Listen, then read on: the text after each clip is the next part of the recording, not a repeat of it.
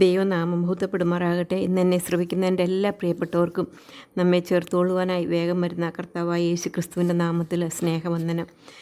കഴിഞ്ഞ ദിവസം നാം ഇയ്യോബിനെക്കുറിച്ച് പഠിക്കുകയായിരുന്നല്ലോ.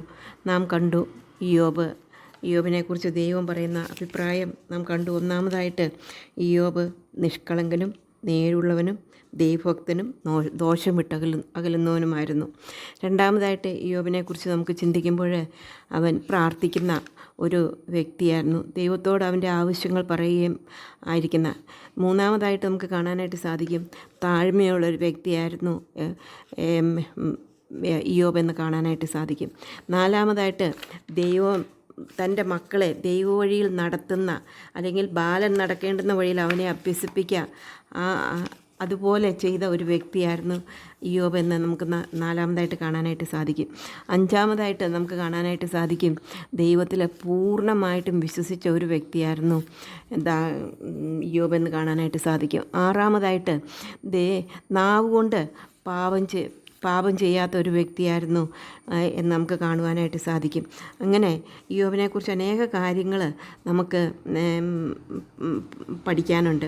ഇന്ന് നമുക്ക് ഏഴാമതായിട്ട് നമുക്ക് ഇയ്യോബിനെക്കുറിച്ച് നമുക്ക് കാണാനായിട്ട് സാധിക്കും, ദൈവത്തിൽ പൂർണ്ണമായിട്ടും വിശ്വസിക്കുന്ന ഇയ്യോബിനെ നമുക്ക് കാണാനായിട്ട് സാധിക്കും.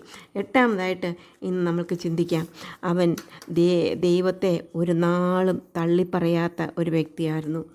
നമുക്ക് ഇയ്യോബിൻ്റെ ജീവിതത്തിൽ നമ്മൾ കണ്ടു, അവനെല്ലാം നഷ്ടമായി, 10 മക്കൾ നഷ്ടമായി, സമ്പത്ത് മുഴുവനും നഷ്ടമായി. എന്നാലും അവൻ ദൈവത്തെ തള്ളിപ്പറഞ്ഞില്ല. ഒരു വാക്ക് പോലും അവൻ്റെ വായിൽ നിന്ന് തെറ്റായിട്ട് വന്നില്ല എന്ന് കാണാനായിട്ട് സാധിക്കും. അതിനുശേഷം സാത്താൻ പിന്നെയും ദൈവത്തിൻ്റെ സന്നിധി പോയി നിൽക്കുന്നുണ്ട്. അപ്പോൾ സാത്താൻ പറയുന്ന ഒരു കാര്യമുണ്ട്. 2:5 വാക്യത്തിൽ നാം കാണുന്നത്, നിൻ്റെ കൈ നീട്ടി അവൻ്റെ അസ്ഥി മാംസം ഒന്ന് തൊടുക, അവൻ നിന്നെ മുഖത്ത് നോക്കി ത്യജിച്ച് പറയുമെന്ന് ഉത്തരം പറഞ്ഞു. യഹോവ സാത്താനോട്, ഇതാ അവൻ നിൻ്റെ കയ്യിലിരിക്കുന്നു, അവൻ്റെ പ്രാണനെ മാത്രം തുടരുതെന്ന് കൽപ്പിച്ചു. അങ്ങനെ സാത്താൻ യഹോവയുടെ സന്നിധിയിൽ വിട്ടു പുറപ്പെട്ട് ഇയ്യോബിനെ ഉള്ളങ്കാൽ മുതൽ നെറുക വരെ വല്ലാത്ത പരുക്കുകളാൽ ബാധിച്ചു. അവനൊരു ഓട്ടിൻ കഷ്ണം എടുത്ത് തന്നെത്താൻ ചുരുണ്ടിക്കൊണ്ട് ചാരത്തിലിരുന്നു. അവൻ്റെ ഭാര്യ അവനോട് 8 വരെയുള്ള വാക്യത്തിൽ നമുക്ക് കാണാനായിട്ട് സാധിക്കും, ദൈവത്തെ തള്ളിപ്പറയാത്ത ഒരു ഇയ്യോബിനെ നമുക്ക് കാണുവാനായിട്ട് സാധിക്കും. എട്ടാമതായിട്ട് ഭാര്യ പോലും തള്ളിപ്പറയുന്ന ഒരു അവസ്ഥ നമുക്ക് കാണാനായിട്ട് സാധിക്കും. 9 വാക്യത്തിൽ നാം കാണുന്നത്, അവൻ്റെ ഭാര്യ അവനോട്, നീ ഇനിയും നിൻ്റെ ഭക്തി മുറുകെ പിടിച്ചുകൊണ്ടിരിക്കുന്നു, ദൈവത്തെ ത്യജിച്ചു കളഞ്ഞ് മരിച്ചു കളക. അപ്പോൾ അവൻ അവളോട്, ഒരു പൊട്ടി സംസാരിക്കുന്ന പോലെ നീ സംസാരിക്കുന്നു, നീ ദൈവത്തിൻ്റെ കയ്യിൽ നിന്ന് നന്മ കൈക്കൊള്ളുന്നു, തിന്മയും കൈക്കൊള്ളരുതോ എന്ന് പറഞ്ഞു. ഒന്നിലും ഇയ്യോബ് അധരങ്ങളാൽ പാപം ചെയ്തില്ല. നാം നേരത്തെ കണ്ടു, വാക്കുകളാൽ പാപം ചെയ്യാത്ത വ്യക്തിയായിരുന്നു എന്നുള്ളത് നമുക്ക് ഒന്നും കൂടെ ഈ വാക്യത്തിൽ നിന്ന് മനസ്സിലാക്കുവാനായിട്ട് സാധിക്കും. അത് അത്രമാത്രം എത്ര പരിശോധനയുടെ മധ്യത്തിൽ ഭാര്യ തള്ളിപ്പറഞ്ഞു എന്ന് നമുക്ക് കാണാനായിട്ട് സാധിക്കും. എട്ടാമതായിട്ട് നമ്മൾ കണ്ടത് ഭാര്യ അവനെ തള്ളിപ്പറയുന്നതായിട്ട് കാണാനായിട്ട് സാധിക്കും. 9-ാമതായിട്ട് നമുക്ക് കാണുന്നത് അവനൊരു സാക്ഷ്യമുള്ള ഒരു വ്യക്തിയായിരുന്നു എന്ന് കാണാനായിട്ട് സാധിക്കും. സാക്ഷ്യമുള്ള ഒരു വ്യക്തിയായിരുന്നു എന്നുള്ളത് ഇയ്യോബിൻ്റെ ജീവിതത്തിൽ നിന്ന് മനസ്സിലാക്കുവാനായിട്ട് സാധിക്കും. കാരണം ഈ പ്രയാസങ്ങൾ കൂടെ, ഇവൻ്റെ കഷ്ടതകൾ കൂടെ വരുമ്പോൾ അവനെ കാണുവാനായിട്ട് അവൻ്റെ കൂട്ടുകാരന്മാർ വരുന്നത് കാണാനായിട്ട് സാധിക്കും. അവർ ഓരോരുത്തരും താൻ്റെ സ്ഥലത്തു നിന്ന് പുറപ്പെട്ടു അവനോട് സഹതിപ്പാനും അവനെ ആശ്വസിപ്പാനും പോകണമെന്ന് തമ്മിൽ പറഞ്ഞൊത്തു. അവർ അകലെ വെച്ച് നോക്കിയാൽ അവനെ തിരിച്ചറിഞ്ഞില്ല. അവർ ഉറക്കെ കരഞ്ഞു, വസ്ത്രം കീറി പൊടി വാരി മേലോട്ട് വിതറി. അവൻ്റെ വ്യസനം അതികഠിനമായിരുന്നു. അവർ ഒരു വാക്കും മിണ്ടാതെ 7 രാപ്പകൽ അവനോട് കൂടെ നിലത്തിരുന്നു. ഒരു സാക്ഷ്യമുള്ള ഒരു വ്യക്തിയോട് കൂടെ മാത്രമേ അങ്ങനെ ഇരിക്കുവാനായിട്ട് സാധിക്കത്തുള്ളൂ. അത് കഴിഞ്ഞ് അവരുടെ സംസാരത്തിൽ നിന്നും 3 മുതലുള്ള അധ്യായങ്ങൾ വായിക്കുമ്പോൾ പല സന്ദർഭങ്ങളിലും ഇയ്യോബിൻ്റെ സാക്ഷ്യത്തെക്കുറിച്ച് നമുക്ക് കാണുവാനായിട്ട് സാധിക്കും. 10-ാമതായിട്ട് നമുക്ക് കാണാനായിട്ട് സാധിക്കുന്നത്, കഷ്ടതയിൽ അവൻ്റെ കൂട്ടുകാർ പോലും അവനെ തള്ളിപ്പറയുന്നതായിട്ട് നമുക്ക് കാണുവാനായിട്ട് സാധിക്കും. അവർ കൂടെ ഇരുന്നു, ശരിയാണ്. അവനോട് ആദ്യം സഹതാപമൊക്കെ കാണിച്ചു. അതിനുശേഷം അവരും അവനെ തള്ളിപ്പറയുകയാണ്. അവനോട് പറയുകയാണ്, കഷ്ടതയിൽ ഭാര്യ തള്ളിപ്പറഞ്ഞു ആദ്യം. അത് കഴിഞ്ഞതിന് ശേഷം കഷ്ടതയിൽ കൂട്ടുകാർ തള്ളിപ്പറഞ്ഞു. അവർ പറയുകയാണ്, ഓർത്ത് നോക്കുക, നിർദോഷിയായി നശിച്ചവൻ ആർ? നേരുള്ളവർ എവിടെ മുടിഞ്ഞു പോയിട്ടുള്ളൂ? ഞാൻ കണ്ടിടത്തോളം അന്യായം ഉഴുത് കഷ്ടത വിതയ്ക്കുന്നവർ അത് തന്നെ കൊയ്യുന്നു. അപ്പോൾ ഇവിടെ ഇയ്യോബിനോട് പറയാണ്, നീ ഈ കഷ്ടത അനുഭവിക്കുന്നതെല്ലാം നിൻ്റെ തന്നെ കുഴപ്പം കൊണ്ടാണ്, അല്ലെങ്കിൽ നിൻ്റെ തന്നെ ജീവിതത്തിൻ്റെ കുഴപ്പം കൊണ്ടാണ് എന്നുള്ളതാണ് ആദ്യം അതിന് തേമാനായ ഏലീഫസ് പറയുന്നുണ്ട്. അപ്പോൾ ആ കൂട്ടുകാരൻ അവനെ തള്ളിപ്പറയുന്നതായിട്ട് നമുക്ക് കാണാനായിട്ട് സാധിക്കും.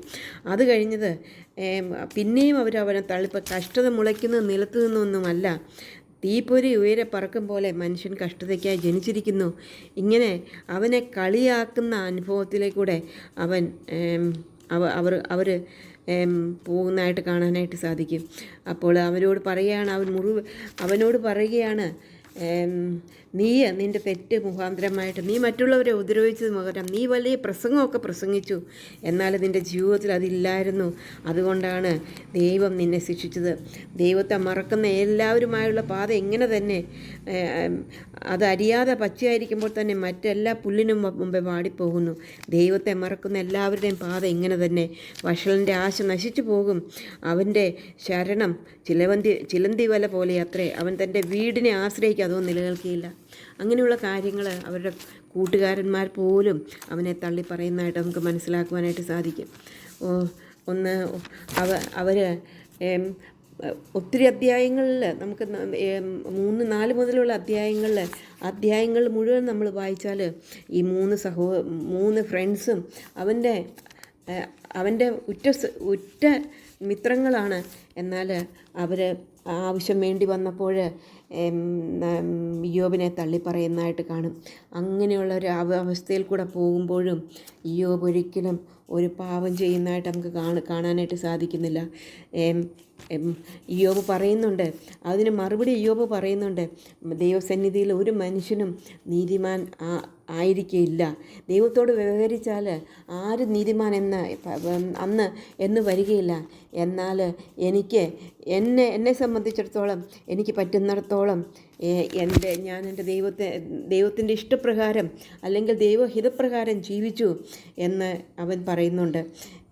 അത് കഴിഞ്ഞിട്ട് അവൻ ദൈവത്തോട് തന്നെ ചോദിക്കുന്നുണ്ട്, എന്തുകൊണ്ട് അല്ലെങ്കിൽ ദൈവത്തോടൊരു വാക്കും പറയാതെ അവൻ പറയുന്നുണ്ട്, ഞാൻ ഈ കഷ്ടത എനിക്ക് വരുവാനായിട്ട് കാരണമെന്ത്? ഇവരുടെ ഈ 3 പേരുടെയും കൂടെയുള്ള അവനെയുള്ള ഞെരുക്കുന്ന ഞെരുക്കത്തിൽ ഇയ്യോബ് പോലും അവൻ്റെ ഹൃദയം ദൈവത്തിൻ്റെ സന്നിധിയിൽ കർത്താവേ എന്തുകൊണ്ട് എന്നുള്ള ആ ചോദ്യവുമായിട്ട് അവൻ തീർന്നു പോകുന്നു. അത്രമാത്രം അവനെ വേദനിപ്പിച്ചു.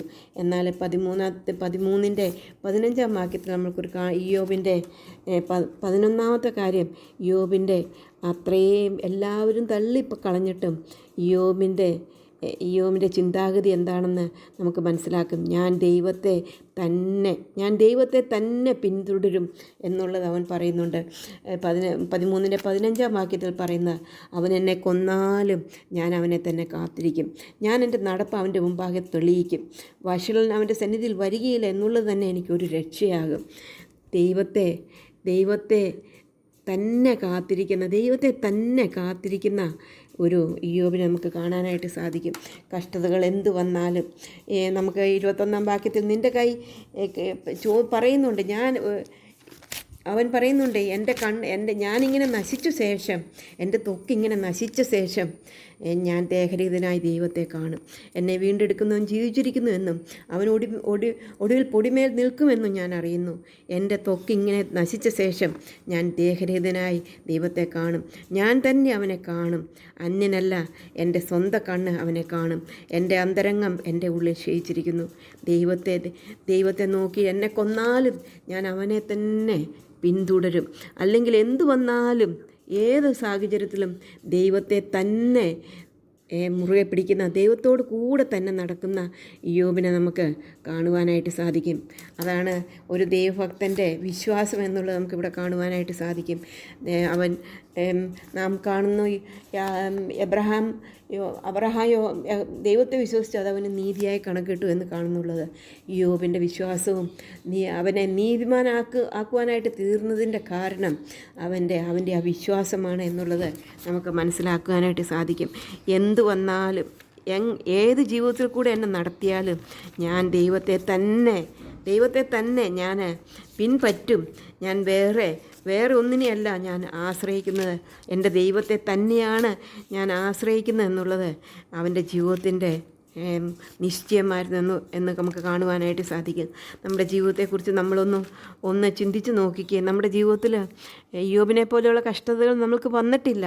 അവൻ്റെ 10 മക്കൾ നഷ്ടപ്പെടുന്നു, മൃഗസമ്പത്തും മറ്റേ അല്ലാത്ത സമ്പത്തും എല്ലാം നഷ്ടപ്പെടുന്നു. അവസാനം ദേഹം മുഴുവനും പുണ്ണായിട്ട് ഒരു ചാരത്തിലിരുന്ന് ചിരണ്ടുന്ന അവസ്ഥ. എന്നാലും പറയുകയാണ്, അവൻ എന്നെ കൊന്നാലും ഞാൻ അവനെ തന്നെ നോക്കിക്കൊണ്ടിരിക്കും, ഞാൻ അവനെ തന്നെ സേവിക്കും എന്നുള്ളത് അവൻ പറയുന്നുണ്ട്. നമുക്ക് ഹബക്കൂക്കിൻ്റെ പുസ്തകം 3-ാം അധ്യായത്തിൽ നമ്മൾ കാണാനായിട്ട് സാധിക്കും. എൻ്റെ അസ്ഥികൾക്ക് ഉരുക്കം തട്ടി, ഞാൻ നിന്ന നിലയിൽ വിറച്ചുപോയി. അത്തിവൃക്ഷം തളിർക്കയില്ല, മുന്തിരിവള്ളിയിൽ അനുഭവം ഉണ്ടാകുകയില്ല. ഒലിവുമരത്തിൻ്റെ പ്രയത്നം നിഷ്ഫലമായി പോകും. നിലങ്ങൾ ആഹാരം വിളയിക്കില്ല, ആട്ടിൻകൂട്ടം തൊഴുത്തിൽ നിന്ന് നശിച്ചു പോകും. ഗോശാലകൾ കന്നുകാലം ഉണ്ടായിരിക്കുകയില്ല. എങ്കിലും ഞാൻ യഹോവയിൽ ആനന്ദിക്കും. ഇവിടെ ഹബക്കൂക്ക് പറയുന്ന അതുപോലെയുള്ള അവസ്ഥകൾ കൂടെ യോബിൻ്റെ ജീവിതത്തിൽ കൂടെ കടന്നുപോയി എന്ന് നമുക്ക് കാണാനായിട്ട് സാധിക്കും. അവനെന്നെ കൊന്നാലും ഞാൻ അവനെ തന്നെ നോക്കിക്കൊണ്ടിരിക്കും, അവനെ തന്നെ സേവിക്കും. ഗോശാലകളിൽ കന്നുകാലി ഉണ്ടായിരിക്കില്ല, എങ്കിലും ഞാൻ യഹോവയിൽ ആനന്ദിക്കും. എൻ്റെ രക്ഷയുടെ ദൈവത്തിൽ ഉല്ലസിക്കും.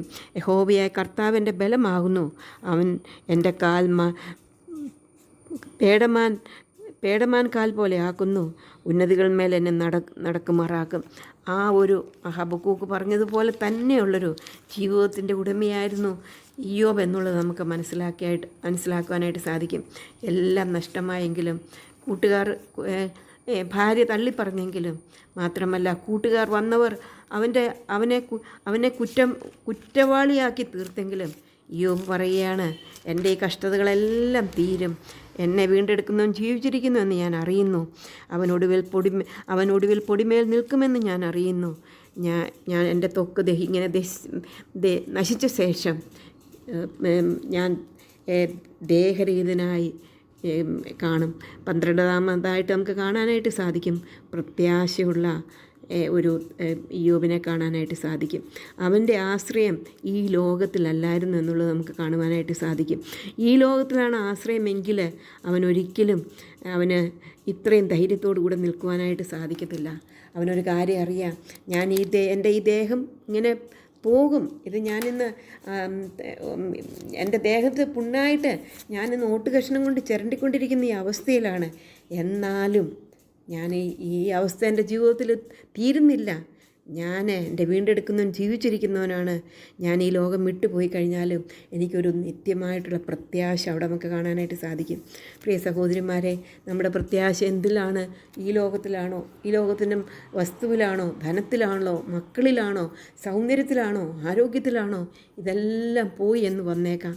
എന്നാൽ നമ്മുടെ പ്രത്യാശ കർത്താവായ യേശു ക്രിസ്തുവിലെങ്കിൽ, നമുക്ക് വേണ്ടി ഈ ലോകത്തിലേക്ക് വന്ന് നമുക്ക് വേണ്ടി ജീവൻ തന്ന കർത്താവായ യേശു ക്രിസ്തുവിലാണെങ്കിൽ, നമുക്കും നമ്മുടെ ജീവിതത്തിൽ പറയാനായിട്ട് സാധിക്കും, എൻ്റെ ത്വക്കിങ്ങനെ നശിച്ച ശേഷം ഞാൻ ദേഹരഹിതനായി ദൈവത്തെ കാണും. ഞാൻ തന്നെ ദൈവത്തെ കാണും. ഞാൻ തന്നെ അവനെ കാണും. അന്യനല്ല, എൻ്റെ സ്വന്തം കണ്ണ് അവനെ കാണും. എൻ്റെ അന്തരംഗം എൻ്റെ ഉള്ളിൽ ക്ഷയിച്ചിരിക്കുന്നു. എൻ്റെ ഈ ലോകത്തിലുള്ള എൻ്റെ ഇത് ക്ഷയിച്ചിരിക്കുകയാണ്. എന്നാൽ ഞാനൊരു ദിവസം എൻ്റെ കർത്താവിനെ കാണും, അവൻ്റെ പൊന്മുഖം നോക്കും എന്നുള്ളത് യോബിന് പറയാനായിട്ട് സാധിക്കും. കർത്താവായ യേശു ക്രിസ്തു വിശ്വസിച്ച് കർത്താവിനെ സ്വന്തം രക്ഷകനായിട്ട് സ്വീകരിച്ച ദൈവമക്കളായിട്ട് തീരുന്ന എല്ലാവർക്കും ഇത് പറയാനായിട്ട് സാധിക്കും. എൻ്റെ ഈ ലോകം വിട്ടുപോയി കഴിഞ്ഞാലും ഈ ലോകം അതെനിക്ക് ശാശ്വതമല്ല. ഈ ലോകം കഴിഞ്ഞിട്ട് എൻ്റെ ഈ ലോകം നശിച്ചു പോയാലും എനിക്ക് നിത്യമായിട്ടുള്ളൊരു ഒരു വാശമുണ്ട് എന്ന് ഉള്ളത് പറയാനായിട്ട് സാധിക്കും. 2 കൊരിന്ത്യർ 5:1-2 വാക്യത്തിൽ നമ്മൾ അതാണല്ലോ കാണുന്നത്. കൂടാരമായ ഞങ്ങളുടെ ഭവഭവനം അഴിഞ്ഞു പോയാൽ കൈപ്പണിയല്ലാത്ത നിത്യഭവനമായ ദൈവത്തിൻ്റെ ദാനമായൊരു കെട്ടിടം ഞങ്ങൾക്ക് സ്വർഗത്തിൽ ഉണ്ടെന്നറിയുന്നു. ഈ കൂടാരത്തിൽ ഞെരങ്ങിക്കൊണ്ട് ഞങ്ങൾ നഗ്നരായിട്ടല്ല ഉടുപ്പുള്ളവരായിരിക്കുന്നുവെങ്കിൽ സ്വർഗീയമായ ഞങ്ങളുടെ പാർപ്പിടം അതിന് മീതെ ധരിപ്പാൻ വാഞ്ചിക്കുന്നു. ഉരുവാനല്ല മർത്യമായത് ജീവനാൽ നീങ്ങിപ്പോകേണ്ടതിന് മീതെ ഉടുപ്പാൻ ഇച്ഛിക്കാൽ ഞങ്ങൾ ഈ കൂടാരത്തിലിരിക്കുന്നിടത്തോളം ഭാരപ്പെട്ട് ഞെരുങ്ങുന്നു. അതിനായി ഞങ്ങളെ ഒരുക്കിയത് ആത്മാവിനെ അച്ചാരമായി തന്നിരിക്കുന്ന ദൈവം തന്നെ. അതേ, നമ്മൾക്ക് ആ പ്രത്യാശയോടുകൂടി ഈ ലോകത്തിൽ ജീവിപ്പാനായിട്ട് കർത്താവ് നമ്മളെ സഹായിക്കട്ടെ. അവൻ്റെ വലിയ നാമം മഹത്വപ്പെടുമാറാകട്ടെ.